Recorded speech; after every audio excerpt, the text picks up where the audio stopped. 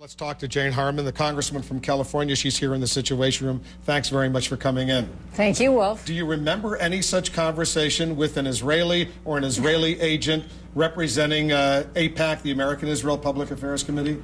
I have known about this for a few days, and I never had any idea that my government was wiretapping me at all.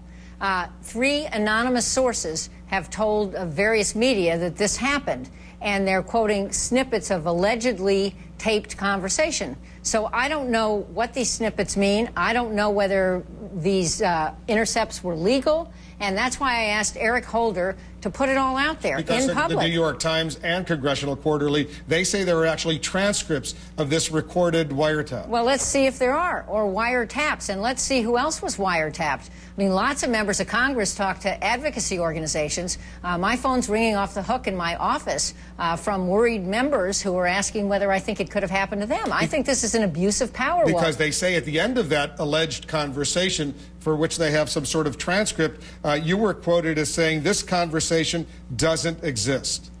I have no idea what I might have said in conversations with somebody or somebodies. These are American citizens we're talking about, conversations that took place in America. I'm an American citizen. Was this a conversation you had with an American citizen or an Israeli citizen? I cannot imagine I had any conversation like this with anyone who was not an American citizen. So is the NSA, the National Security Agency, authorized to wiretap American citizens? It's if we're talking about the Foreign Intelligence Surveillance Act, the original target has to be a foreigner outside the United States who's suspected of being a terrorist.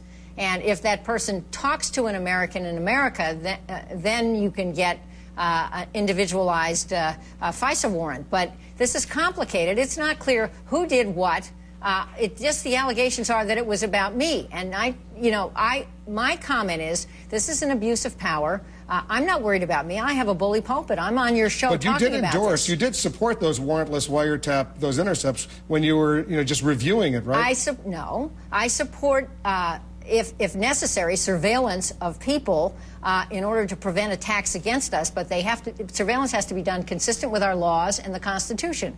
I did not know that what the Bush administration was doing until it disclosed the program in 2005 did not follow the law, the Foreign Intelligence Surveillance Act. And this notion that you were seeking to convince Nancy Pelosi to allow you to become the chair of the House Intelligence Committee. You went to a major political donor of Nancy Pelosi to threaten her that she would lose this support. You saw that allegation in the New York Times. I think this is just strange. I don't need to persuade members of the American Israel Political Action Committee that I'm a friend of theirs. Why would I do some kind of deal? And anyway, let's have the transcripts out. Let's see what I said and said to whom. And I did not make any effort, this I remember clearly, at all, ever, to influence our government at any level to reduce the sentences of alleged and you don't remember ever ending a conversation with anyone by saying those words that were quoted in the New York Times today, this conversation doesn't exist?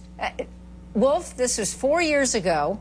I have many conversations every day with advocacy groups. There's nothing wrong with doing this. I talk to AIPAC. I talk to many other groups. I frequently go to the Middle East, as you do.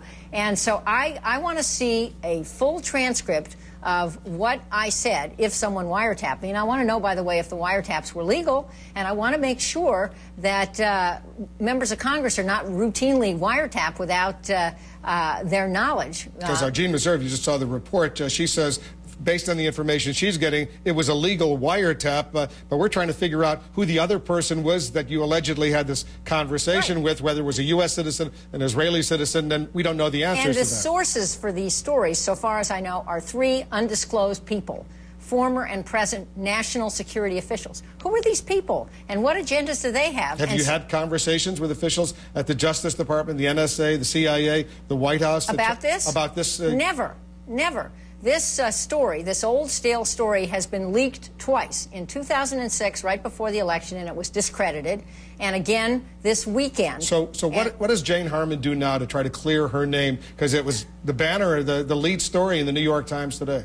Well, I frankly think my name is clear. My conscience is certainly clear. And I think the question is about, does our government or did our government abuse the rights of American citizens, including members of Congress, with legal or illegal wiretapping about things that were not appropriate, and then selective leaking of the product of those leaks. And if there are these purposes. transcripts of this alleged conversation, you want the government to release those transcripts? I want the government to release those transcripts without redaction, without crossing out names, and then I will make them available to the public. And you and I can read together what I may have said that was wiretapped 4 years ago and make sense of it or not. I mean, these were informal conversations with friends of mine. There is nothing wrong with talking to advocacy groups and constituency groups, and I do it every single day, and I'm proud to have a lot of friends, as you just heard Speaker Pelosi say, in Washington and around the world. And this is a